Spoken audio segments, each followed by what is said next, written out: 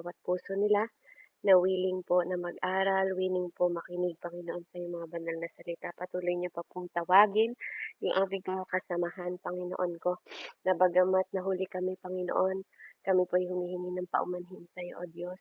Patuloy na humihingi ng karunungan, Ama, na patuloy na tutulong sa bawat isa sa amin upang mag-grow kami spiritually, upang patuloy kaming makasunod sa iyo, Panginoon, sa oras na to, Ama, at sa bawat oras na aming buhay, maiput into practice namin ang lahat ng aming matututunan at maaaral ayon sa iyong banal na salita. Dakilang Ama, maraming salamat po sa oras na to, sa pangalan ni Jesus.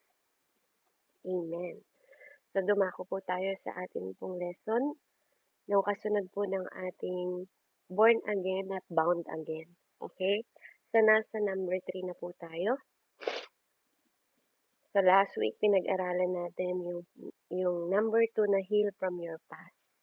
At meron din tayong 2 point doon na pinag-aralan natin na paano ba mahihil yung mga past natin. You know, if we bring into the light, di ba, yung number 1, and hindi natin kailangan itago. Tapos, pangalanan natin kung ano yung mga bagay na nasasaktan tayo para hindi na ito inaano sa atin, binabato ng binabato, 'di ba? Because there's a power kapag name natin yung mga bagay, pinapangalanan natin mga bagay na nakakasakit sa atin, dito tayo nasi-shape. Amen.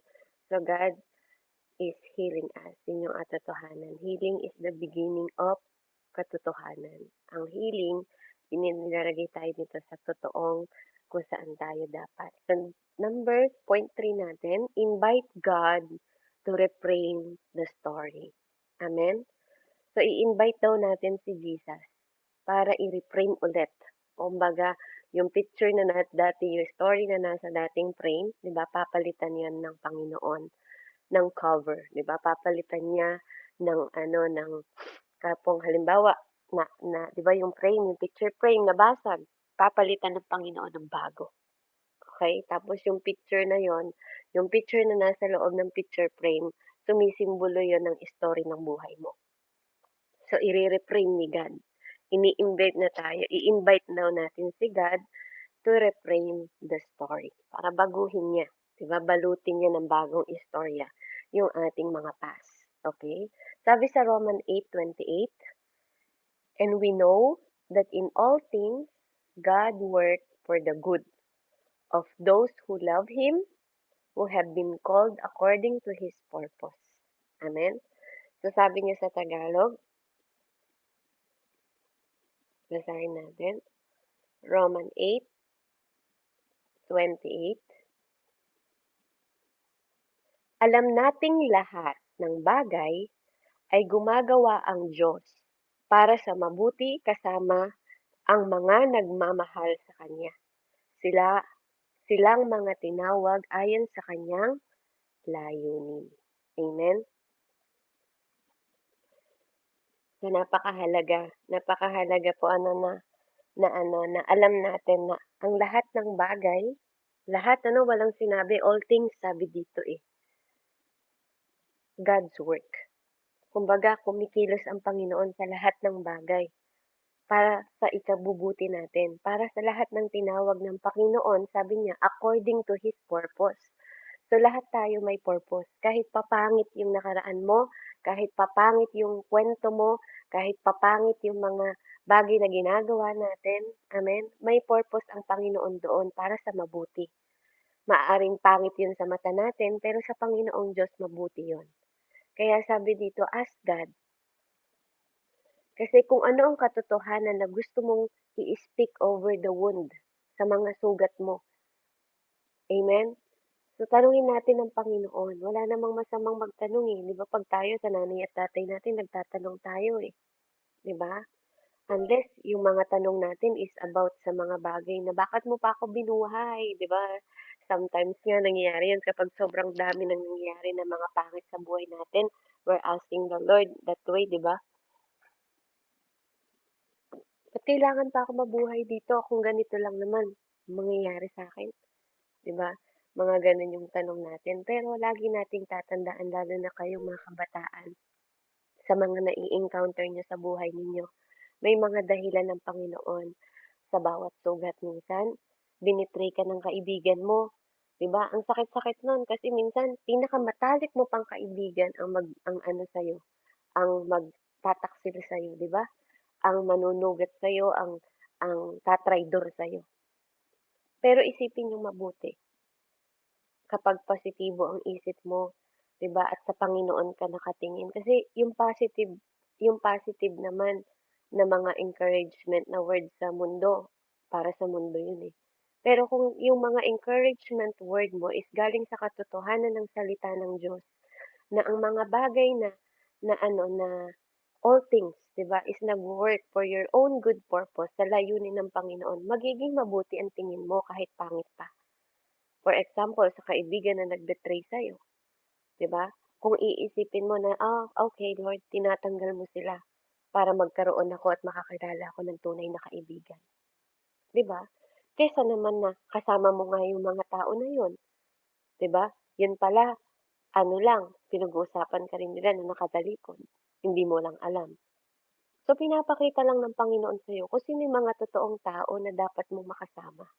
Kasi minsan nabubulag tayo eh, dahil minsan pinapakitaan tayo ng mabuti pero hindi naman pala totoo. So, siguro ang isang bagay na pinakamasama na ginagawa ng tao, yung mag-pretend sila na kaibigan natin pero hindi pala, 'di ba? Kaya napakahalaga na isipin natin na, tinanggal ka ni Lord kasi hindi ka para sa akin.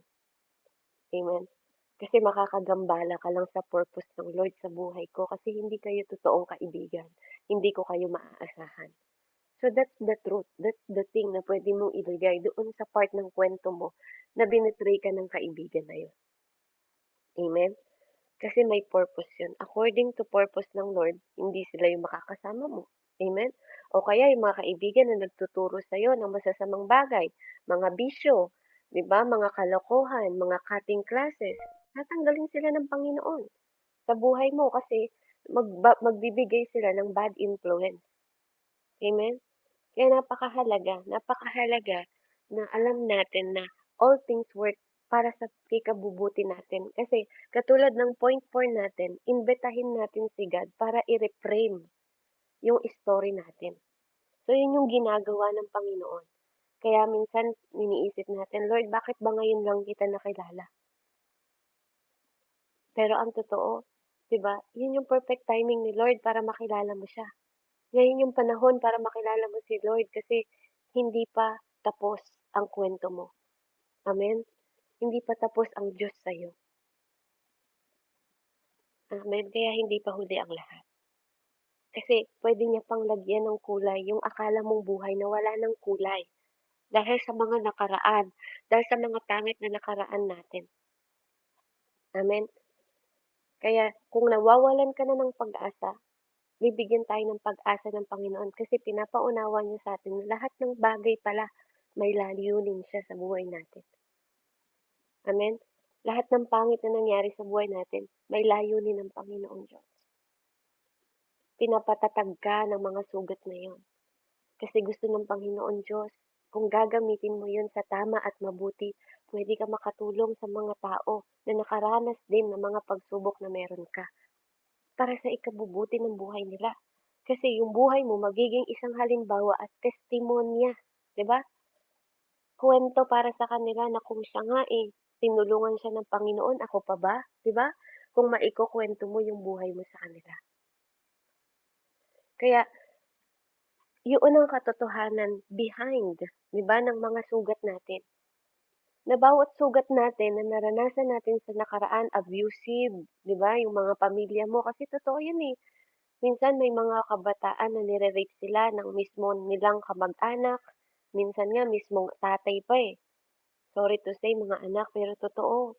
May mga kabataan na kahit sarili nilang magulang dahil sa impluwensiya ng mga drugs, sa impluwensiya ng mga bawal na gamot, nagagawa nila yun. Meron pa ngang anak na napatay niya yung kanyang magulang, nagising na lang siya, putol-putol na yung katawan ng magulang niya dahil sa kaadikan, 'di ba? Magsisi man siya, huli na ang lahat. Kaya nga kayo ng mga kabataan, napakahalaga ng buhay ninyo. Bawat isa sa atin napakahalaga kaya mamili kayo ng matalino, mamili kayo ng tamang desisyon sa buhay ninyo. Kasi walang taong nagsisisi sa una. Lahat ng pagsisisi nasa huli. Yung mga bata na hindi nag-aral ng mabuti dahil hindi nakinig sa mga magulang, nasan sila ngayon? Nag-asawa ng maaga. Ayun, mga buntis, walang alam sa buhay. Amen?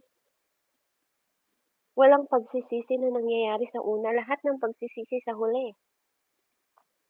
Minsan napapagod kayo sa mga bibig ng mga magulang ninyo na pakinggan kasi ang ingay-ingay nila. Ang ingay-ingay namin sa bibig ninyo pero ay sa tenga ninyo pero ang totoo, ayaw lang namin kayong magkamali. Dinidisiplina namin kayong mga anak kasi ayaw naming tingnan kayo ng tao or magkaroon kayo ng maling way, daan sa buhay ninyo kasi once upon a time kami din nagkamali and ayaw naming maulit yun sa buhay ninyo. Amen? So, what truth do you want to speak over this wound? Ano yung mga katotohanan na gusto kong sabihin sa mga sugat na yon? Amen? So, may nilagay ako dito. He's not just trying to help you move on. He's trying to help you move forward to healed. Yun yung ginagawa ng Panginoon sa atin. Hindi niya lang gusto na makamove on tayo sa mga past natin. Tinutulungan niya din tayo. Alam niyo, tingnan niyo kung gaano kabuti ang Panginoon. Hindi niya lang sinasabi, kaya mo yan. Hindi lang siya basta kaibigan na kaya mo yan, mag-move on ka.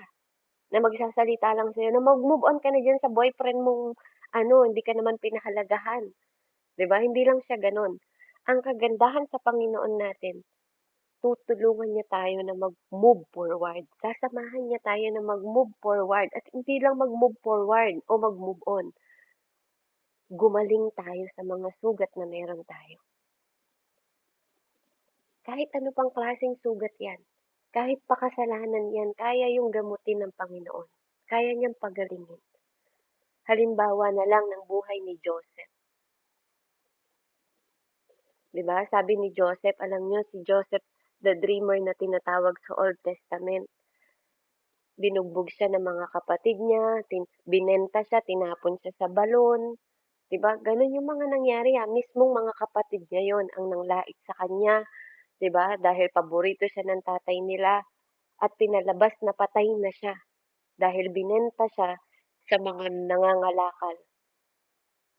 Pero alam niyo kung saan siya dinala ng Panginoon? Doon sa palasyo ni Pharaoh.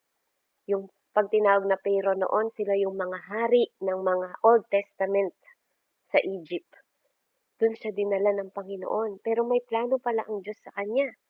Kaya alam niyo, sabi ni Joseph, nung naging kanang kamay siya ng king, ng hari, kahit sa pinakapangit na istorya niya, ginawang mabuti ng Panginoon dahil may purpose ang Diyos sa buhay niya.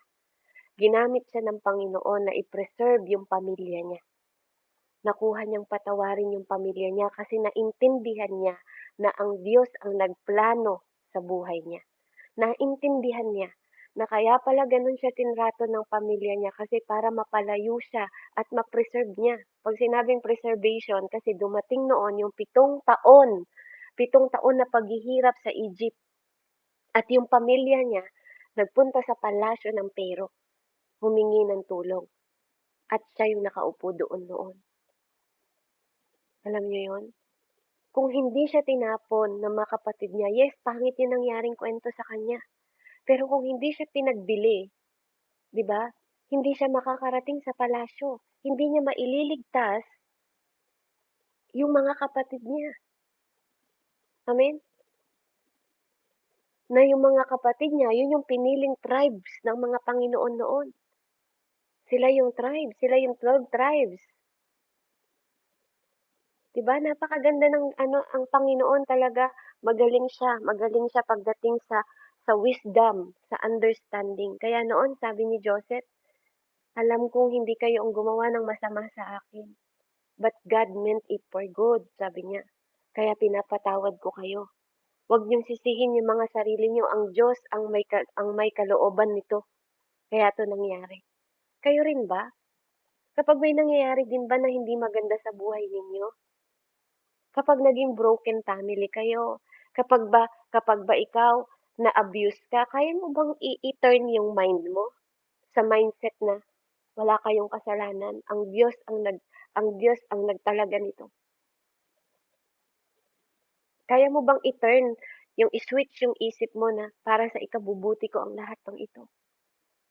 Kahit pa napakapangit na ng nangyari sa nakalipas mo. Kasi hindi ka nawawalan ng pag-asa na everything babaguhin ng Panginoon kung meron kang isip, 'di ba? Nauunawain mo na lahat ng mga bagay nito nangyari para sa ikabubuti ko, para sa layunin ng Panginoon, yung purpose ng Panginoon, mabuting layunin ng Diyos sa buhay ko, 'di ba? Kaya sabi ni Joseph noon, "You meant it for evil, but God meant it for good." Evil man yung ginawa ng mga tao noon sa atin. Evil man yung mga ginawa ng mga kaibigan sa atin. Evil man yung mga ginawa ng mga pininsan mo sa'yo, ng mga tao na nag-abuse sa'yo. Pero God meant it for good. Hindi hahayaan ng Panginoon na maging basura lang yung mga nakaraan na yun kasi gagamitin ng Panginoon yun para maging weapon, para maging mas matatag ka Lian, para maging mas malakas ka Kylie, para maging mas matalino ka Bien, para maging mas inspirado ka Denise. Amen? At para mas maging ano ka, mas maging malakas ka Raymond. Amen? Hindi kahinaan ang mga sugat natin. Hindi kahinaan ang mga nakaraan ninyo. Amen? Kaya naniniwala ako may plano ang Panginoon Diyos sa buhay nating lahat. Kahit hanggang ngayon. Kaya hindi mo kailangan i-deny. Huwag ka maging denial. Huwag ka maging denial. Kasi that is redemptive. Pwedeng i-redeem ng Panginoon yun. Pwedeng palitan ng Panginoon, i-redeem niya yung perspective. 'Di ba? Yung mindset na ang tingin mo, 'di ba, wala nang mabuting kaibigan, hindi, tinanggal lang sila ng Panginoon para makakilala ka ng mabuti at tapat at maaasahang kaibigan sa oras ng pangangailangan mo. Sa oras na kailangan mo ng tulong, sa oras na kailangan mo ng encouragement, hindi yung mga tao na mabuti lang pag nakaharap ka pero pag nakatalikod ka hindi. Mga kaibigan na walang ginawa kundi ayain ka mag-cutting classes, ayain ka sa inuman, ayain ka sa saang mang bagay na makakasama sa iyong pag-aaral. Tinanggal lang yun lahat ng Diyos. Kasi gusto ng Panginoon maging mas matalino ka anak. Kasi mas may purpose ako, mas may layunin ako sa hinaharap mo at hindi yan mga kaibigan na yan ang gusto ko makasama mo. Amen? Kaya pag may mga taong nawawala sa inyo, lagi niyong i-recall bakit ba, 'di ba? O kaya may mga kaibigan na nagbe-betray sa inyo, tinatanggal lang sila ng Diyos kasi gusto ng Diyos, ayaw ng Diyos na niloloko kayo. Ayaw ng Diyos na pinag-uusapan kayo pag nakatalikod kasi bago ka masaktan, ang Panginoon ang nakakakita ng ginagawa nilang lahat sa'yo. Alam ng Diyos yung bukas mo, hindi mo alam. 'Di ba? Alam ng Diyos yung future mo pero ikaw hindi mo alam kaya ang Panginoon ang nag-iingat sa'yo sa mga bagay bago mo palang desisyonan. Kaya kung magiging matalino kayo, mas maiintindihan niyong mabuti ang lahat ng ginagawa ng Diyos dahil may purpose siya. Dahil may mabuti siyang purpose sa mga buhay ninyo. Hindi para sa ikasasama ninyo, kundi para sa ikabubuti ninyo. Naririnig niyo ang katotohanan ng Biblia para sa ikabubuti ninyo, hindi sa ikasasama ninyo. Kasi gusto ng Panginoon, magkaroon kayo ng tamang desisyon. Dahil sa ayaw at sa gusto ninyo, sa buhay na to lagi kayong pipili.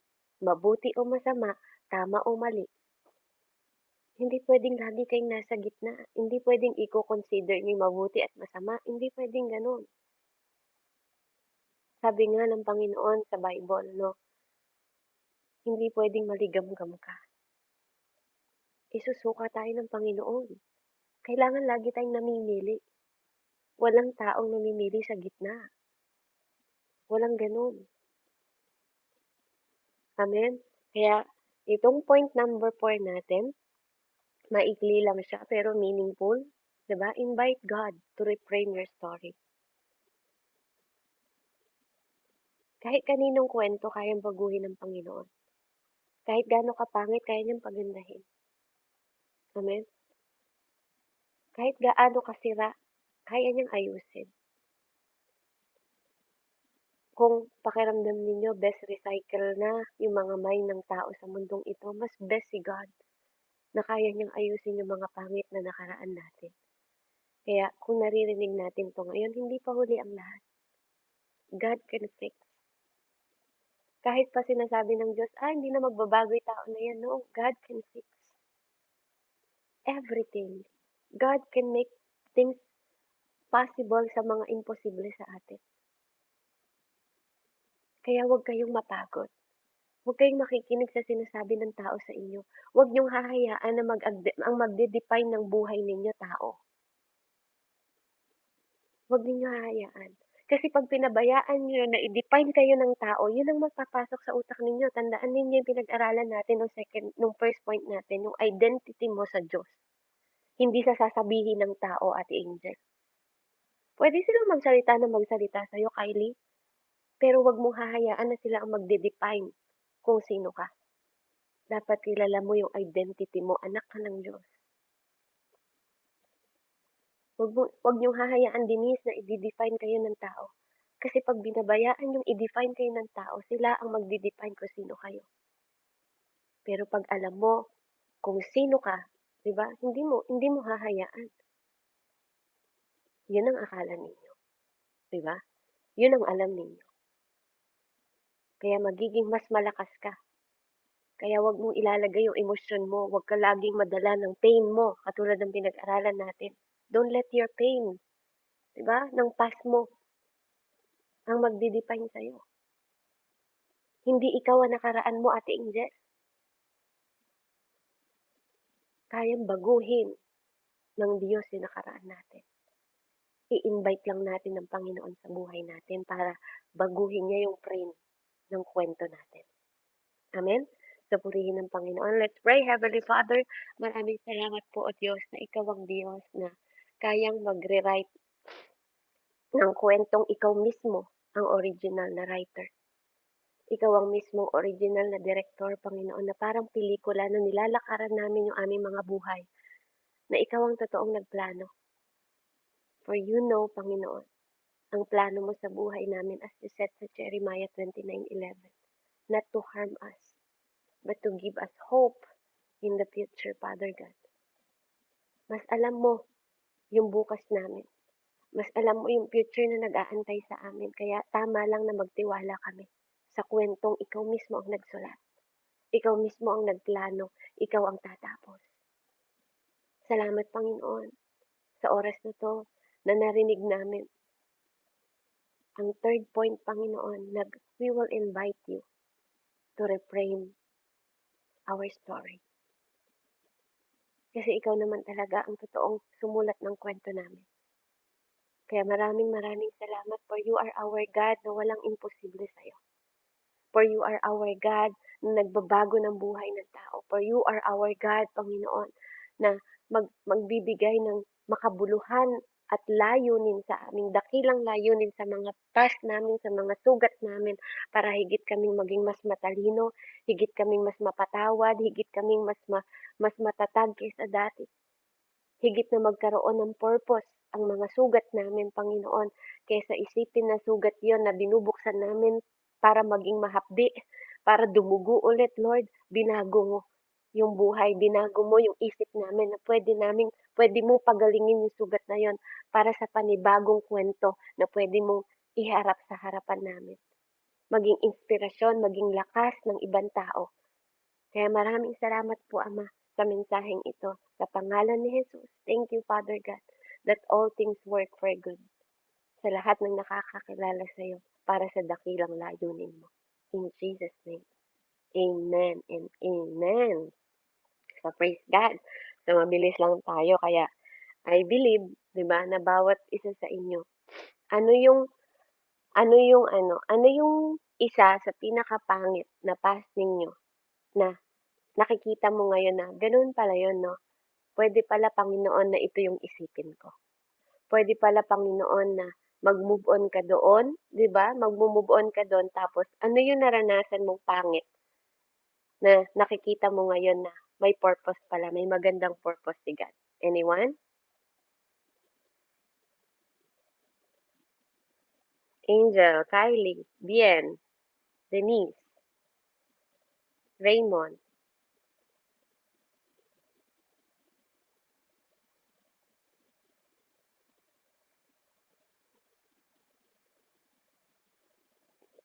Anyone? Ikaw, Bien, anak. Siguro ano, ano anak yung ano mo? Ano yung pangit na past? Bien. Sa family natin. Ano yung nakikita mo?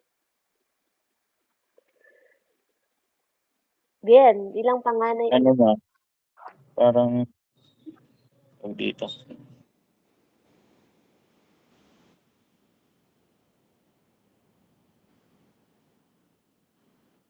yung dati siguro pa yung maliit na bagay pinabayaan lumaki, gano'n. So ikaw ngayon, ikaw, ano yung aral sa'yo? Ano yung aral sa'yo ngayon sa buhay mo? Ano yung pwedeng maging dulot nun sa'yo ngayon?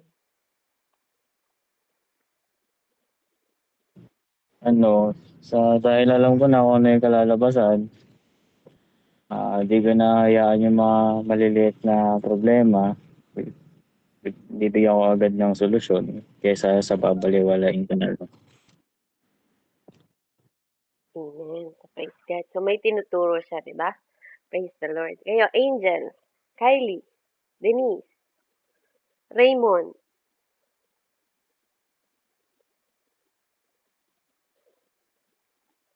paano nyo i-invite si God sa story na meron kayo dati? Ano yung naiisip niya na kaya pala nangyari yan kasi ito pala yung gusto mo, Lord. Wala ba kayong pangit na past? Nandyan pa ba kayo, Ate Angel? Kylie? Luto na ba Yes yung po. Yes, amen.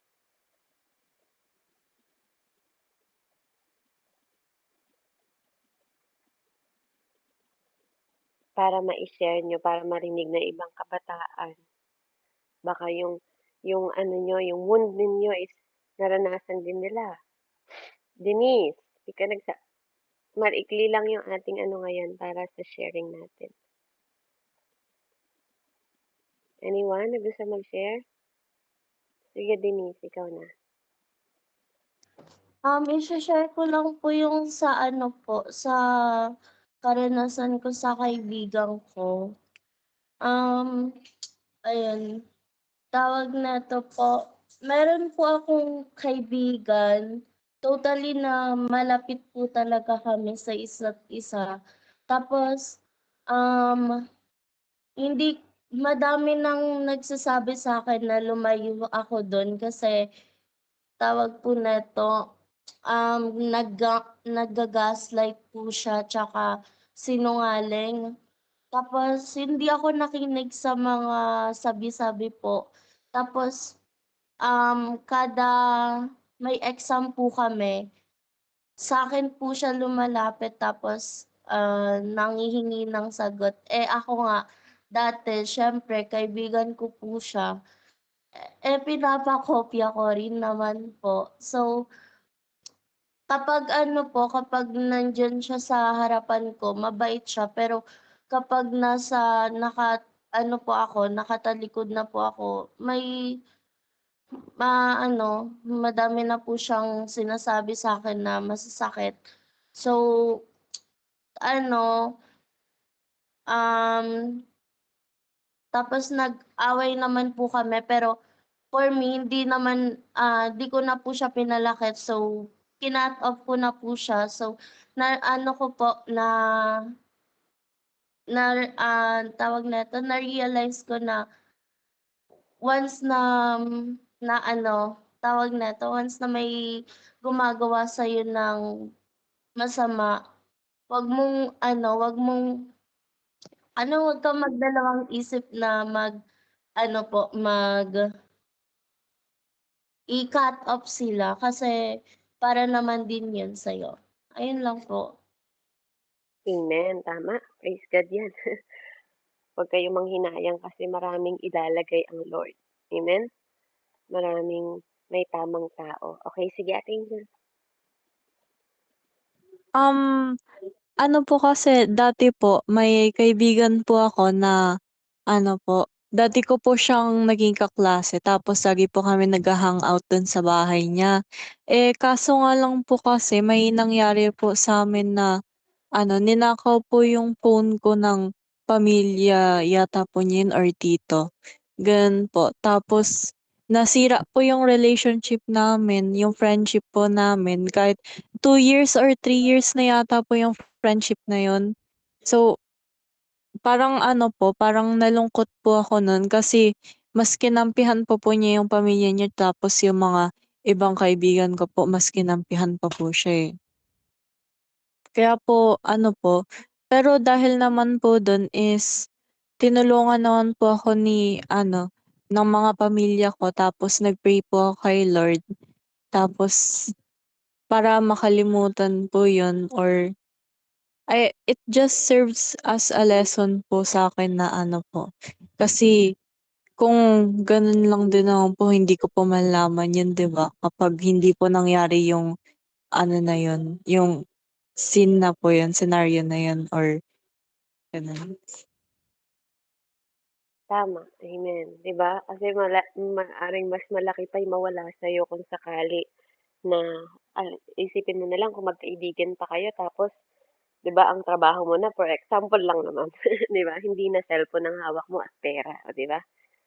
Maaano ka, ma mapapahamak ka. So yun 'no. Bawat pangit na past natin meron talaga siyang mabuti para sa layunin ng Panginoon sa iyo.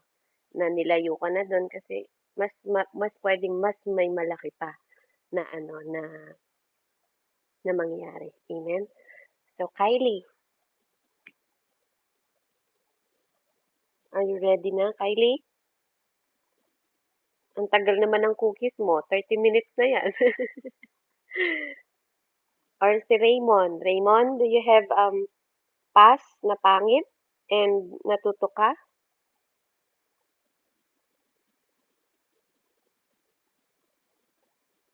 Mga maling kinakagawian? Kuya Raymond, andyan ka ba? Actually, wala man po akong ano, mga past gano'n po. Yun lang po. Walang past si Kuya Raymond, grabe naman. Lahat tayo may past, no? Pero siguro maganda para sa'yo na i-enjoy mo yung mga bagay. Amen? So, yan lang. Yung, sabagay, yung ano mo, yung family mo, Kuya Raymond, di ba? Naharap mo siya na nakakayanan ninyong pamilya.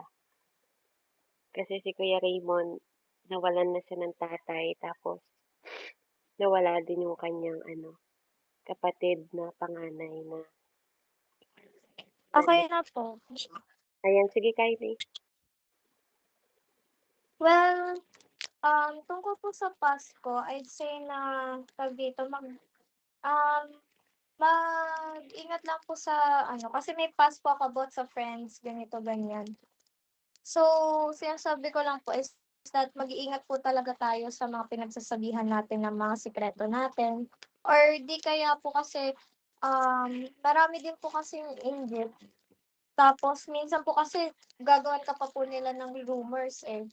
Tas parang medyo masakit po yun sa damdamin especially kapag tinuring mo siyang kaibigan.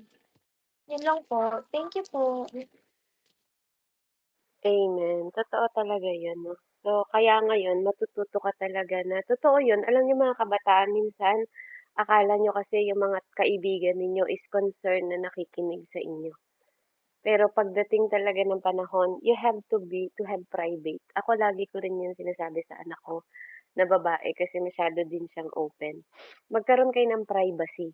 Hindi lahat kailangan niyong sabihin sa kanila kasi sometimes or someday, tandaan niyo 'tong sasabihin ko sa inyo, someday, yung mga private ninyo ang gagawin nilang weapon. Gagawin nilang weapon yun para siraan kayo dahil inggit sila sa inyo, gusto nilang pabagsakin kayo, lalo na sa mga Pilipino. Kasi napaka usong-uso yung crab mentality. 'Di ba? Na gusto nila pag nasa bagsak sila, dapat bagsak din kayo. Katulad ng sabi ni Ate Kylie, inggit, 'di ba? Yung jealousy nila. Kaya mag-keep kayo, hindi nyo kailangan, tandaan ninyo mga kabataan, hindi nyo kailangan i-share ang mga private ninyo kahit sa mga kaibigan ninyo. Hindi nyo kailangan i-share. You don't have to. Kasi kahit pa ulit-ulitin ninyo yung mga kwento ng memories ng mga tao, saan sila napahamak sa mga best friend nila, tama? Kaya nga 'di ba may kasabihan, who your best friend will be your enemy. Best enemy. Bakit? Siya yung nakakaalam ng lahat ng private mo. 'Di ba? Siya yung nakakaalam ng mga baho mo, siya yung nakakaalam. Kaya pag nag-away kayo, ano mangyayari? Yung baho mo, 'di ba? Yung mga private mo ang sasabihin nila. Hindi nila maaalala yung mga magagandang ginawa mo sa kanila. Kahit nga sa pinakamalapit mo na kapitbahay, sa pinakamalapit mo na pamilya. Pag nakagawa ka ng masama sa kanila, hindi yung maganda ang maaalala nila. Yung isa na nagkamali ka, yun lang ang maaalala nila. Kaya anong gagawin naman nila? Ibabato naman nila sa'yo yung mga, ikaw nga ganito ka, ikaw nga ganito ka. Di ba ganyan yung mga kaibigan? Di ba kinuwento mo sa akin, ganito ka, mabubulgar yung mga sikreto mo na ipinagkatiwala mo sa kanila. Kaya matuto kayo mag-private, matuto kayo na magkaroon ng privacy ninyo. Magkaroon kayo ng privacy. Sa magulang na lang kayo magsalita sa mama ninyo about sa mga issue ng private. Kasi pwede kayong i-advise ng mabuti. Or ipag-pray ninyo kay God. Diba? Mag-pray kayo, Lord, bigyan mo ako ng tamang desisyon. Ganun yung pinakamainam na gawin nun. Amen? So, may sasabihin po ba kayo, Tita Pab? Amen. Ayun, dagdagan ko lang yung sinabi ninyo mga bata, dagdagan ko lang yung sinabi ni Tita doon na you need to trust in our God. Kahit sa dako ng kadaliman, o sabihin na natin dumating kayo sa point na nawawalan kayo ng pag-asa. Look at the cross. Always look at the cross kung anong ginawa sa atin ng Diyos. Sa lahat ng pangit at darkness na buhay natin, may light na binigay. Kaya nga ang Diyos, kung babasahin natin, sa starting pa lang ng Biblia, nandun yung liwanag at dilim. It means they have light in our darkness. Kung ite-testify ko rin lahat ng pangit ng buhay ko, purihin ng Panginoon. Dahil napakaganda ng nakadilim dahil namin nakabusog na din ng at I was big mistake na hindi ako nagtiwala sa parents ko. Always trust to your mom and your dad. Kung ano ang mga problema mo, sa kanila kayo nagsabi. Dahil ang magulang hindi pagkakaluluan mo. It means hindi pabatayin. They always guide yung mga anak. And always pray to our God. Yun lang po, marami pong salamat. Amen. Okay, Praise so, God. Sige po, mag-take photo na tayo, mga bata, mga kids. Para ilalagay natin itong mga report natin sa ating yan. Gagawan tayo ng magazine ni Ate Kylie. Si Kylie gagawa. Si Kylie ba gumagawa ng magazine? Okay, take photo na. Bien, buksan na ang camera. Sino na yung mga Denise? Ayan, si pala, nandito pala. Oh. Nasa darkness ka na. Ang tawag dito? Si Shin. Okay, Raymond. Bien. Sige na anak, para ano. Kylie, open na yung ano, yung ating camera para makapag-take photo na tayo. Kylie, Denise, Bien. Ba, 'di ba? 'Di ba, Angel? Nadagdagan na mata at noo na papakita mo ngayon. Nakaraan mata lang. Okay, Denise, Yeah. Kylie, open na, open. Open, open, open. Kylie, pakita ng cookies mo. Denise, asan na ba si Denise? Please, para matapos na yung ating picture taking. Kylie, Kylie, do you hear me? Sophia, Denise, siguro wala to sa harapan ng phone niya. Si Kylie, nag-CR. Okay, sige, mag-smile na kayo. 1, 2.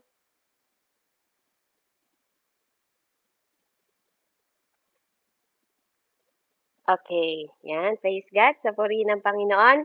See you ulit. See you next week. Sorry na late ako, but next week, promise, mag-a-alarm na ako. God bless sa bawat isa. Angel, Ate Angel, God bless po. everyone, anak, Denise, Kylie, Bye, bye-bye. ma'am. God bless, God bless.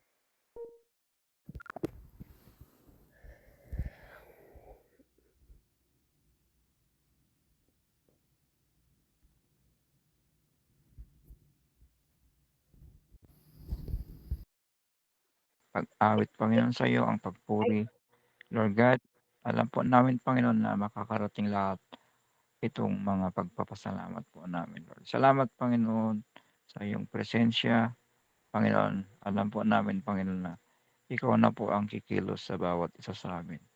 At Lord, salamat. At wala po kaming ibang masasabi, Panginoon, kundi salamat at pinupuri ka namin, Lord God. Salamat, Lord God, sa mga buhay ng bawat isa. At alam ko, Lord, na kung wala ka, O God, wala po kaming magagawa. Kaya ngayon pa lang, salamat na, Panginoon, ang iyong gagawin sa bawat isa sa amin, O God. At sa iyo na lahat ng papuri at pagsamba sa pangalan ni Jesus. Amen and amen. Amen. Welcome po mga kapatid. Nak Beverly, welcome. Amen. Ayan po. Sige na po. Purihin ng Panginoon. Marami pong salamat sa pagsalo. At na-late din po kami sa kabataan. Na-late po ako ng gising kaya pero hindi ko po pinabayaan na ma-miss namin yung aming Bible study today. So purihin ng Panginoon, isang mapagpalang gabi po sa bawat isa. Salamat po sa mga nag-start ng gawain kahit po wala ako. Purihin ng Panginoon. At after po ng ating opening prayer, dadako naman po tayo sa ating opening song. Wala po ang ating kapatid na si Ate Billie Jean. Anyone po? Tatay Yolando, baka po gusto niyo mag-alay ng awit para sa ating Panginoon. Tay? Amen po. Salamat. At gagamitin naman ako ng Panginoon. Dali lang po at naghanap po ako ng kanta natin sa ating Panginoon. Amen. Amen.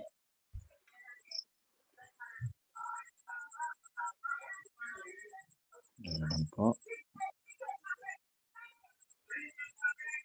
Naghahang itong isang